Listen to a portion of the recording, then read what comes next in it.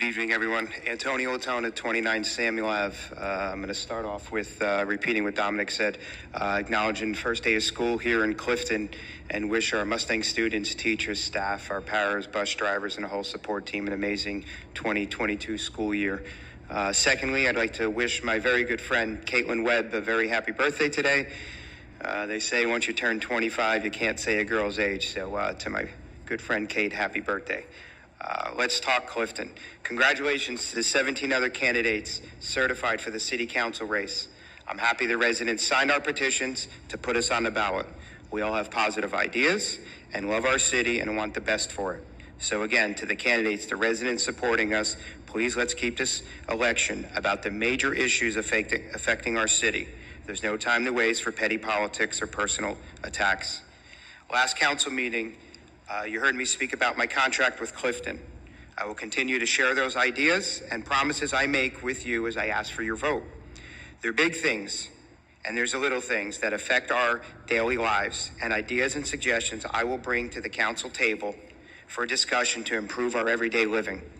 Some of these big ideas, what the next council has to do is to curb overdevelopment and the ramifications that come from it, like the flooding, the infrastructure problems, and the traffic congestions that you hear so many of us talk about. The very first most important thing the next council must do is update the master plan to prevent any further high-density housing or high-density commercial construction real estate from being built.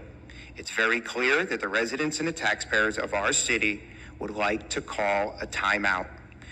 Once we update our master plan, we can continue to resolve the issues we have, which has unfortunately already been approved. I will say much of what has already happened is not the current council's fault, because what is being done many times has fallen within legal perimeters to be built, with some exceptions, of course.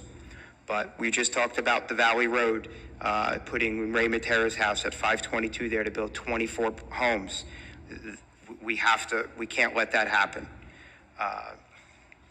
Allowing 300 condos to be built on Blackstone Distillery property and 100 plus hotel rooms on Valley Road by the Valley Regency